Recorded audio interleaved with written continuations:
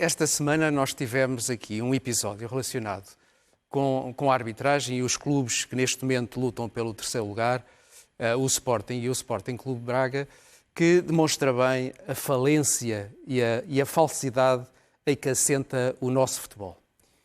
O futebol português, de facto, não é para levar a sério. Eu vou explicar porquê. Todos estão lembrados que em março o Braga emitiu um comunicado e tomou posição que recomendava internamente e também dava sinal para o exterior de que era importante para os equilíbrios do futebol em Portugal que não houvesse críticas à arbitragem. E, portanto, estabeleceu um compromisso interno e apelou externamente a esse compromisso até à época 2020-21. E nós até achamos uma coisa interessante, importante, e que temos, no fundo, fomentado no sentido em que é importante para o futebol em Portugal, para os seus equilíbrios, para a sua respeitabilidade também, que os dirigentes, os presidentes e, por extensão, as direções de comunicação, passassem o tempo a falar de outras coisas que não de arbitragem. E, portanto, achámos isso algo importante e até fizemos a contagem de um contador nesse sentido. Acontece que o Sporting de Braga, na quarta-feira, um dia depois do nosso último tempo extra, em que contámos os dias sobre os quais António Salvador não tinha falado de arbitragem, decidiu emitir um comunicado. E um comunicado fortíssimo, de crítica, que passou um bocadinho ao lado, enfim, das análises e dos debates.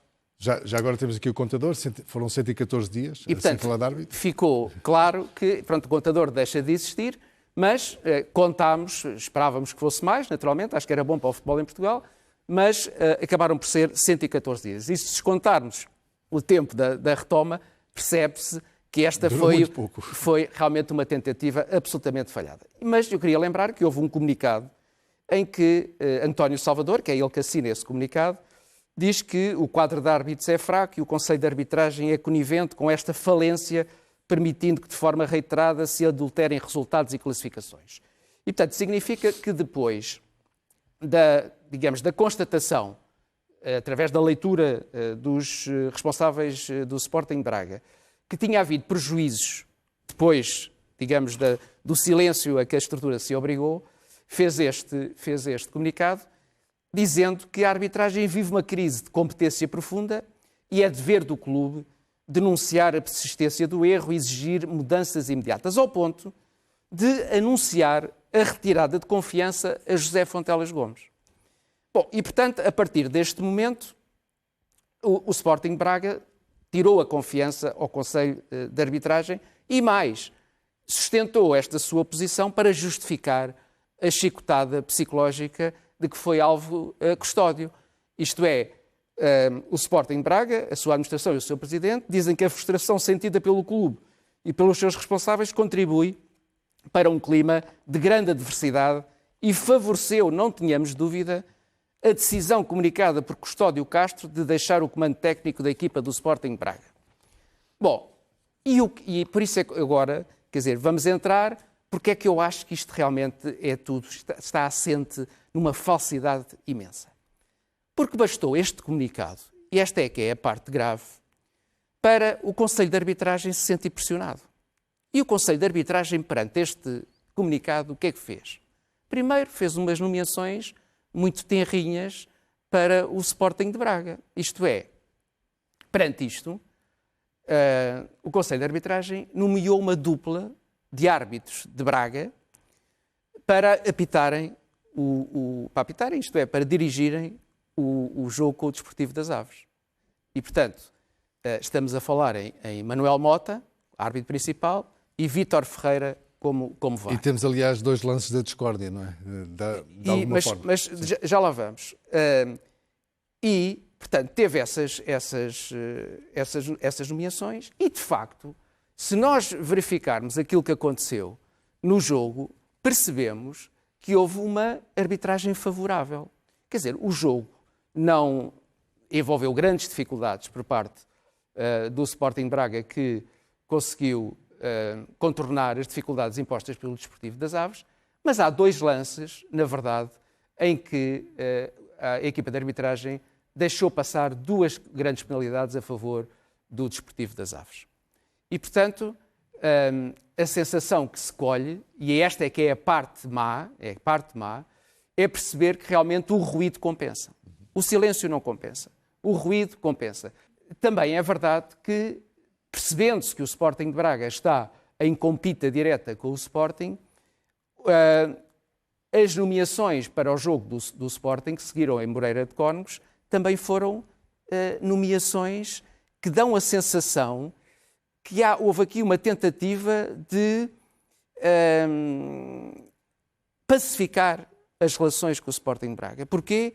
Porque Tiago Martins, que vem tendo problemas com o Sporting, e Jorge Sousa, que vem tendo problemas com o Sporting, foram nomeados para este jogo como árbitro e como VAR.